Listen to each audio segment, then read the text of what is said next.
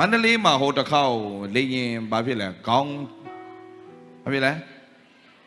เลยยิงชอดเลยเป็นชาลไม่อะเอลเอาไปขมิ้นโรตีเดี๋ยวมาละมันขมิ้นมาบูกูพิอมาตัวจะติงทำไอ้เทมาชีเรดูดิเนี่ยเชนี่อ่ะบ้างสุดมาพิอเข่งไอ้เทมาชีเรดูเดียวที่มาชีเรชอดเนาะเข่งเล่นเว้ยแต่ไม่เห็นไปมาแล้วมันดีลาไปบ้างไมโครโฟนเลยไปเลยบ้างขมิ้นเลี้ยงบ่มาฮัลโหลเป็นชาลไม่ยาดอกบูสุดแต่เรื่องใจเบลูขันซามเลยลูกสินใจเจียวรวยไม่ทิ้งตลาดมารวยบ่าวสุดตัดติดคำไปบ่าวแต่มีมิงลาบ้าคุณลุงมิงลาบ้าลูกเปียกคุยยาละเลยพี่อาร์ตเข่งอ่ะแต่ชิงคนไปลูกเปียกคุยยาละบ้า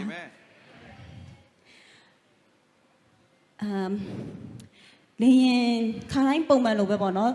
ยังก็นี่มันเลยยังก็ดูไปเข้าตู้ขอบอย่างซีนี่จ่าไปดีที่ข้าเลยปุ่มมันได้มันซีเด้ปีหล่อเลี้ยงซีได้ก็ว่าอย่างไอ้มาดอกเมียได้ไอ้เด้ยาวขานี่มาตัวเลี้ยงใส่ดอกไหมบ่เนาะไทยคงแต่ไม่สาธารณะก็ต้องเปียวเลี้ยงเมียกระบะก็ปัดทาบุเปียวขาจะละเส้นเส้นเสาเนี่ยไอ้ชินเอากวนโน้บีเราเอาเส้นหมดเส้นเส้นเสาเนี่ยชิมาเลี้ยงไอ้ชิเอาเส้นมันนับเราปัดเด้นับเราปัดเด้ชิเจ้าก็เนี่ยสู้หิ้งลาเลยบ่เนาะป่าพี่โรเลยยาดีอุดมก้าวเราไม่ติวสุดยอดสู้หิ้งลาเลยแต่แม่ยาดีอุดมก้าวเลยไปแต่ชาคุยน้องเส้นโนยาบาเลยสุดที่เสกก็ช็อตเลยเด้เนาะมาต้องปัดเดินยาวลาบีเชียนี้ตั้งมาหูตัวบ่เนาะก็มาเลี้ยงแม่ตั้งเงินนี่อเมียชีเอาตัวเลี้ยงเจ้าเนี่ยปัตตบีอเมียเปียวบุ๋ยบ่เนาะสก็เลี้ยงแม่ก็ช่างจีไรเด้ช่างจีไรเด้ใช่ไหมที่เอาก็ดีเชี่ยแค่เนี่ยฟงเปียวนี่ที่เอาก็ดีคงว่าจะเปล่าสุดเปียวตุกเขางงท่าตัวเด็กเขาจะด่าตะคู่เว้สุดตีไรเด้ไอ้หรอไอ้ใช่ไหมเลี้ยงแม่อะสาบีจอนยาเลยตูเปียวได้หาว่าตีชาคิวใส่เปียวมาน้าทางปีบาสุดไอ้เชี่ยนั่นว่าเลยเพราะว่ามาเลี้ยงแม่จอนยาตะขามาอารมณ์จงมูเลยเนาะตีชาคิวใส่ปีน้าทางปีบาเปียวเราตะคู่เว้สุดเราเลี้ยงเป็นชาลุมยาวเด้เลี้ยงเป็นชาลุมยาวไอ้เราเยี่บอสินแต่ยามเม่ตัวเปียวเราก็แต่ตัวไม่ได้ไล่ปีออกป่ะไล่ลูกปีบุเปียวเราบ่เนาะไล่ลูกปียามเม่เปียวได้เฉยมาฮ่ายาดีอุดมก้าวยังดีกว่าไม่ก้าวยังนอกดูกว่าสิ่งลุยอะไรแต่ว่าคู่เป็นชาลุมยาเราเป็นชาลุมยาส่วนเบกว่ามาเลยสิ่งลุมยาเราไม่ใช่ไม่เนี่ยปอมาไปเว้ยเลยสีกงยิ่งเปียวจ่ามาไปพอเนาะบอกว่ามาดามยศจงนะเมโลตะขามาเลยไม่สินซาบูไอ้ยังเลยบลูเปียวมันเนี่ยไอ้ยังเลยทิ้งหลังตัวดิฉันมาไปดูมาเกยไหนเนาะกูมีเพียงอะไรกูลามาเกยไหนส่วนตีว่าไปดิฉันไอ้ยังสู้อีกหน่อยได้ไหมมันได้เปียวไอ้ชินเนาะ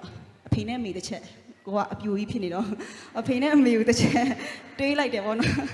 เพย์เนี่ยมีว่าดีชินนี่เนี่ยท่าแค่ลุสินปีไหนล่ะบ่ดีแล้วส่วนเนาะเลย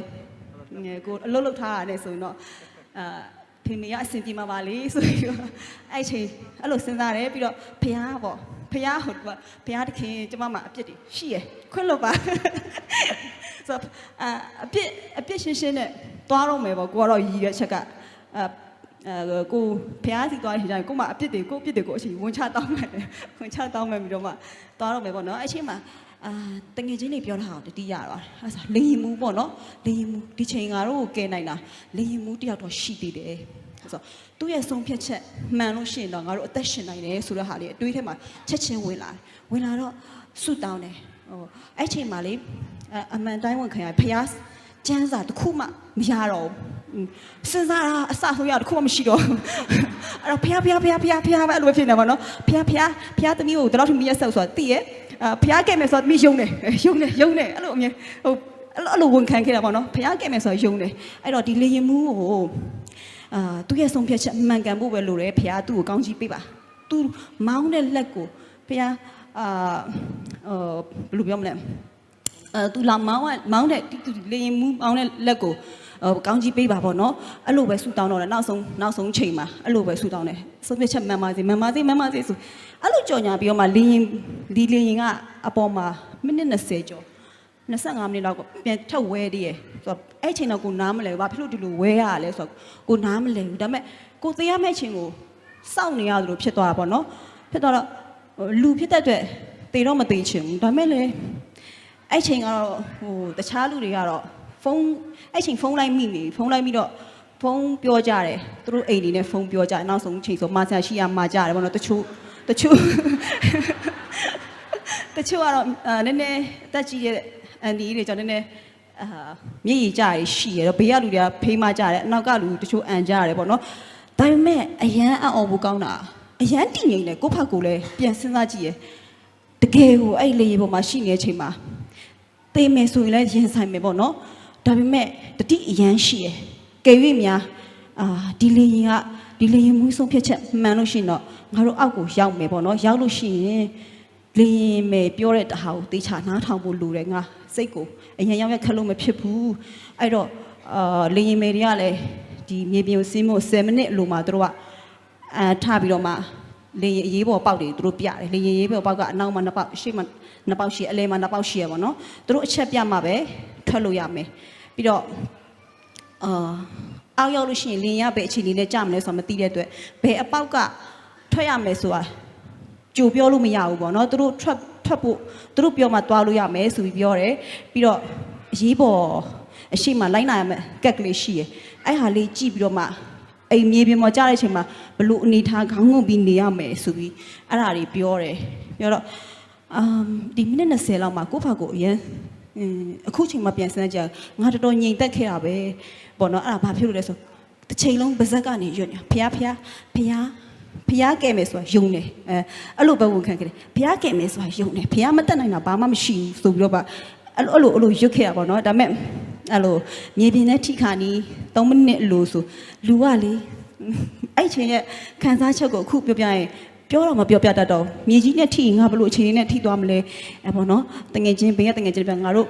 အနောက်ပေါက်နဲ့နီးတယ်ပြီးအနောက်ပေါက်ကိုထွက်ရအောင်ဆိုပြီးသူ့လည်းကြိုပြောဟာတယ်တေချာနားထောင်တယ်ပေါ့နော်တေချာနားထောင်ပြီးတော့မှ10မိနစ်ပဲလိုရတယ်ဆိုတဲ့အချိန်မှာအားလုံးကခေါင်းငုပ်ထားကြတဲ့အချိန်လေးဖြစ်နေ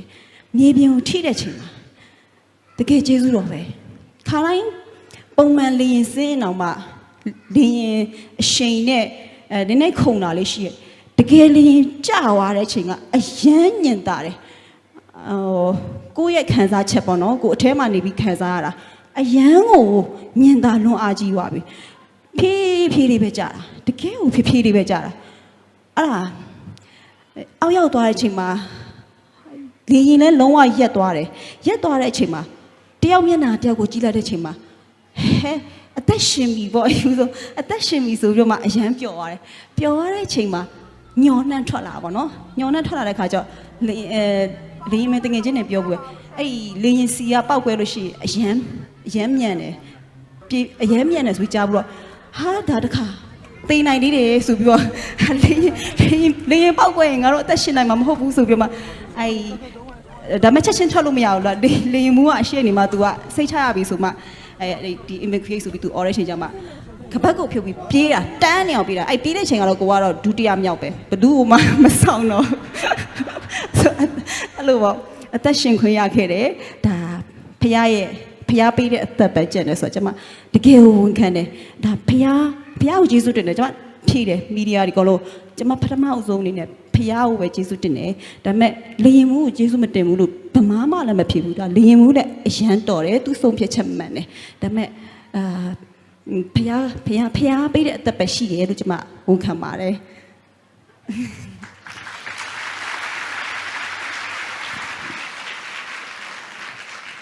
ကျေးဇူးတင်တယ်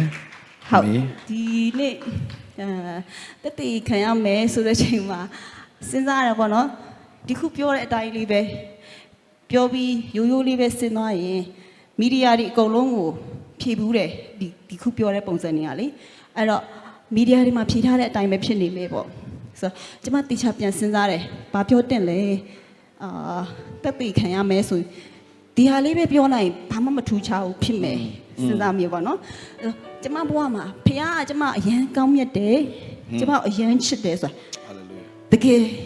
ကယ်လက်ခံတယ်ဘာဖြစ်လို့လဲဆိုတော့ဒီလိုအသက်ဘေးကနေလွတ်လာတာဒါပထမဆုံးချိန်မဟုတ်ဘူး9ချိန်လောက်ရှိသွားတယ်9ချိန်လောက်ရှိသွားဆိုဖေကအမြဲတမ်းစဉ်းစားတယ်နင့်ကိုဖေကဒါတခုခုအတွက်အသုံးပြုဖို့အတွက်ဒါအသက်ရှင်ခိုင်းတာလည်းဖြစ်နိုင်တယ်ပေါ့ Amen. အဲ့လိုစဉ်းစားမိရဲ့အဲ့တော့စဉ်းစားတယ်ဘာပြောရင်ကောင်းမလဲပေါ့နော်ဟိုစင်ပေါ်တက်ပြီးတော့မှဟိုပြောနေကြမဟုတ်ရိုက်တာတော့ရိုက်ပြီးလုံနေဆိုမဲ့ဒီလိုစင်ပေါ်တက်တာနဲ့မတူဘူးပေါ့နော်အဲ့တော့ဘာပြောရင်ကောင်းမလဲဆိုဆရာဒီတင်တန်းကိုတက်တာအရန်ကိုတက်ခွန်အားတွေအများကြီးရတယ်ဘာပြောရမလဲပေါ့စဉ်းစားတဲ့အချိန်မှာဆရာဒီနေ့တရားဟောတဲ့အတိုင်းပဲအဲ့လိုပေါ့ click ပေါ့အဲ့လိုလေးတစ်ချက်ဖြစ်လာတယ်ဆိုတော့ကိုနားလဲတယ်ပေါ့နော်ဆရာကျွန်မနားလဲတဲ့အတိုင်းပြောမယ်နော်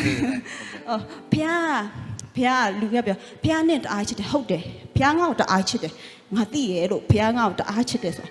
ငါအမြဲတမ်းဝန်ခံတယ်ဖះငါ့ကိုတအားချစ်တယ်ငါဘာလို့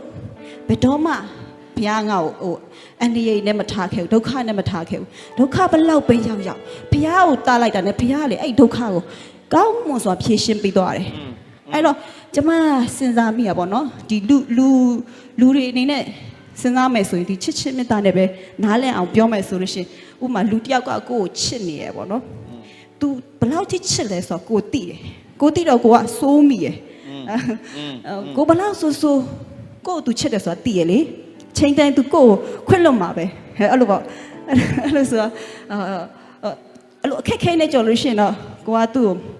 ဘုရားယေရှုတင်တယ်လို့ပေါ့နော်ဘုရားယေရှုတင်တယ်ဘုရားကိုချစ်တယ်ဆိုတာသိတယ်ဝန်ခံပါတယ်အမြဲတမ်းပြောတယ်ကျမဘုရားကျမကိုအရင်ချစ်တယ်ကျမမယုံကြည်သူတွေလည်းကျမပြောဖြစ်ပါတယ်တကယ်ချင်းတွေဘုရားကျမကိုတကယ်ချစ်တယ်ဒါပေမဲ့ပြန်စဉ်းစားတဲ့အချိန်မှာစီဒီတနန်းမှာပြောပါတော့ဘုရားကိုလည်းကိုကချစ်တတ်ရမယ်ဆိုတာသိလာတယ်ဆိုတော့ဟိုဘုရားကိုချစ်လိုက်တာဆိုပြီးကျမဝန်မခံဘူးအခုကျမဝန်ခံတယ်ဘုရားအရင်ချစ်စရာကောင်းတယ်ဘုရားကိုကျမအရင်ချစ်တယ်Amen. အဲ့တော့ဟိုအရင်တော့ဆိုကျမလေဘုရားနော်တပီအပြစ်တွေလုံးမိတယ်ဘုရားမပြစ်မသွားဘူးလားဘုရားကျမကိုချစ်တယ်သိရနော်ဘုရားကျမကိုပြစ်မသွားဘူးမပြစ်သွားနဲ့နော်အဲ့လိုမျိုးတွေပေါ့ကျမဘုရားကိုပြန်ချုပ်တာပေါ့ဆရာအခုစကားနဲ့ဆိုဘုရားပြန်ချုပ်တာပေါ့အဲ့တော့အခုပြန်စဉ်းစားတော့ဘုရားကငါချစ်ရမယ်လူတစ်ယောက်ကိုကပြန်ချစ်ပြီဆိုလို့ရှိရင်ကိုစဉ်းစားရတော့မှာပေါ့နော်ကိုချစ်တဲ့သူဘာတွေမကြိုက်ဘူးလဲကိုချစ်တဲ့သူကဘာလို့ရင်ကြိုက်တက်လဲဆိုတာကိုလိုက်ပြီးတော့နာခံရတော့မယ် Hallelujah. Wonderful. အခုဒီတင်နန်းမှာလာတဲ့အချိန်မှာကျမစိတ်ထဲမှာဒါတွေကိုခံစားမိပါတယ်ဘုရားသခင်ကိုကျမတကယ်ချစ်ပါတယ်အဲ့တော့ကျမစိုးမိရလည်းရှိမယ်မိုက်မိရလည်းရှိမယ်ဒါပေမဲ့ကျမအခုချိန်ကစပြီးတော့မှဘုရားကိုချစ်တဲ့သူဖြစ်တဲ့အတွက်ဘုရားမကြိုက်တဲ့အလုပ်တွေကိုကျမအသက်နိုင်ဆုံးသူမျက်နှာကိုကြည့်ရတော့မှာပေါ့နော်သူတစ်ချိန်လုံးကျမကိုချစ်လွန်းလို့သူဘယ်လောက်ထိဝမ်းနေပြီးတော့မှချစ်ပြီးတော့မှခွင့်လွတ်ပြီးတော့မှသူနောက်ကနေဘယ်လောက်ဝမ်းနေခဲ့မလဲကျမအခုစဉ်းစားကြည့်ရလူတယောက်ကိုတစ်ဖက်သက်ချစ်ရတယ်ဆိုတဲ့အလုပ်ကတော်တော်မလွယ်ဘူးနော်သိရမလားအဲ့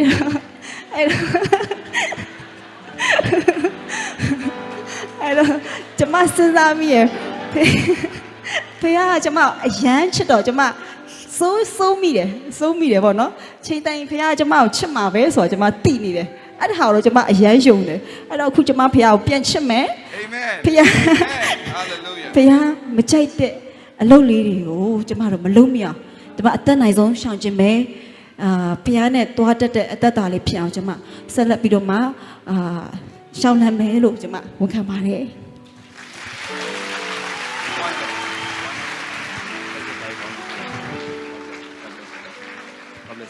Thank you နော်သမီး Amen Amen Hallelujah ဒါတွေကအရေးကြီးတယ်ရခင်ကတော့ဖះချစ်တယ်ချစ်ပြီဆိုရင်ဖះ तू ကတော့ချစ်တတ်တဲ့လူနော်ဒါချစ်တာသူစာအုပ်ရေးလို့ရတဲ့အထာမှာရှိတယ်ဆိုတော့ကိုကချစ်ပြီဆိုရင်အဲ့လေသူလို့ပြောသွားနော် ချစ်ပြီဆိုရင်ကိုက तू မကြိုက်တာပါလေ तू ကြိုက်တာပါလေရှောင်ရန်စောင့်ရန်ဖြစ်လာမယ်ဒါလေးကအရေးကြီးသွားပြီဆိုတော့ဒီတင်နာမှာဒါရသွားရင်ကျင့်တတ်တယ်အာမင်ဖျားခင်သားကြီးကောင်းချီးပေးပါစေသမီးဖျားခင်သားကြီးချီးမြှောက်ပါစေ